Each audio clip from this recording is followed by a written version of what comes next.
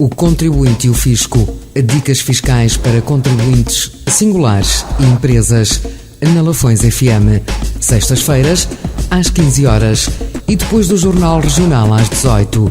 Com repetição ao domingo, ao meio-dia. O Contribuinte e o Fisco. Com Paulo Marques na Lafões FM. Custa zero ouvir. Olá. Na edição de hoje de Contribuinte e o Fisco, vou falar-vos do novo entendimento da Autoridade Tributária que define que o pagamento de portagens e estacionamento aos trabalhadores, acima do valor por quilómetro, não está sujeito a IRS quando decorre da utilização de automóvel próprio em serviço de entidade patronal. A prática deste reembolso de portagens e estacionamento aos colaboradores, sem o sujeitar a IRS, vinha-se enraizando há anos nas empresas, por se entender não constituir uma vantagem económica para estes, precisamente porque consiste apenas na restituição dos montantes suportados em viagens realizadas pela viatura pessoal, mas ao serviço da entidade empregadora.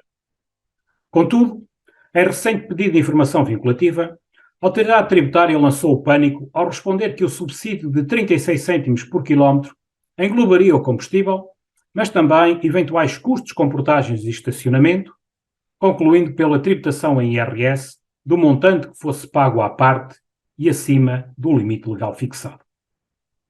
O Código do IRS, no artigo 2º, define que ficam sujeitas à tributação as importâncias auferidas pela utilização de automóvel próprio em serviço de entidade patronal, na parte em que excedam o limite legal ou quando não sejam observados os pressupostos da sua atribuição aos servidores do Estado, sendo o limite legal o fixado para os trabalhadores do setor público. E a grande discussão andava à volta de se perceber se o montante pago a título de despesas pela utilização de automóvel próprio ao serviço da entidade patronal engloba ou não as despesas suportadas com estacionamentos e portagens. No ofício circulado número 20.257, de 21 de junho de 2023, a Autoridade Tributária começa por fazer um detalhado enquadramento legal da atribuição de abono de ajudas de custo e transporte aos trabalhadores que exerçam funções de natureza pública e relembra que, na ausência de legislação aplicável ao setor privado, entendeu-se que neste são de aplicar os limites previstos para o setor público, desde que respeitadas as mesmas condições de atribuição.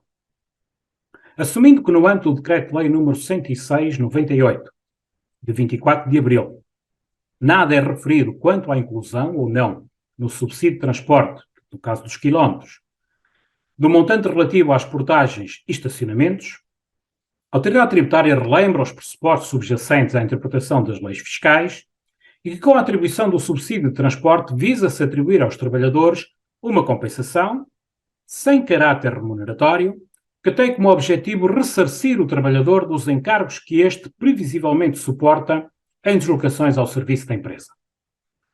Constatando que aquele decreto-lei prevê que o subsídio por quilómetro percorrido deve ser calculado de forma a compensar o funcionário da despesa realmente efetuada, desenvolve o ofício circulado que, ao pagamento de despesas com quilómetros ao trabalhador, preço por cada quilómetro, está subjacente o sacrifício deste pela disponibilização do seu veículo ao serviço da empresa, tendendo-se compensá-lo pelas despesas previsivelmente suportadas inerentes ao uso da viatura, nomeadamente custos com combustíveis, seguros, impostos e despesas de manutenção, IUC, inspeções periódicas, etc.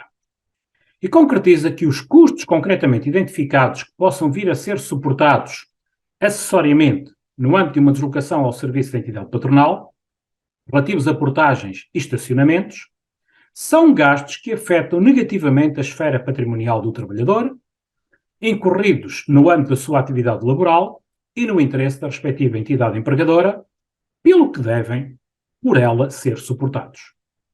Para se concluir que estes gastos não podem considerar-se incluídos no subsídio por quilómetro percorrido, pois não são gastos previsivelmente estimados, mas sim gastos acessórios, concretamente identificados, suportados pelo trabalhador ao serviço da entidade patronal.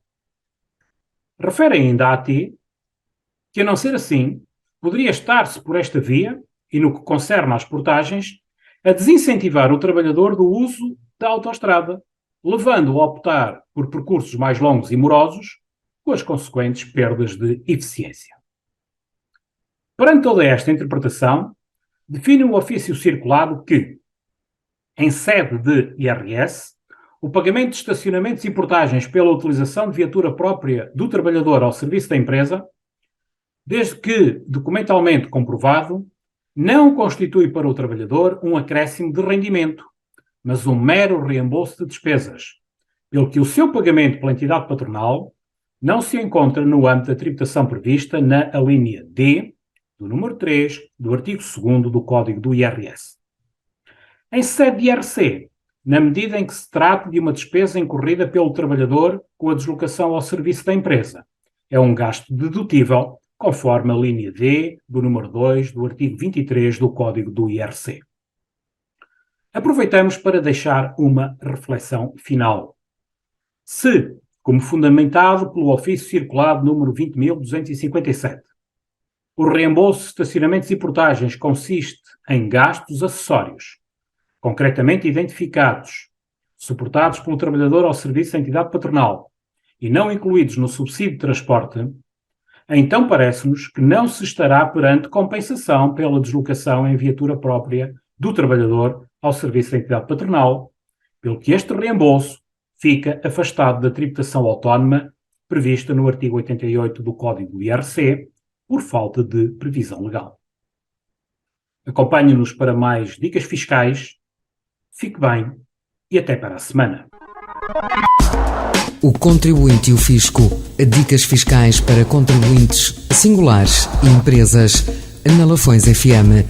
Sextas-feiras, às 15 horas e depois do Jornal Regional às 18, com repetição ao domingo, ao meio-dia. O Contribuinte e o Fisco, com Paulo Marques na Lafões FM.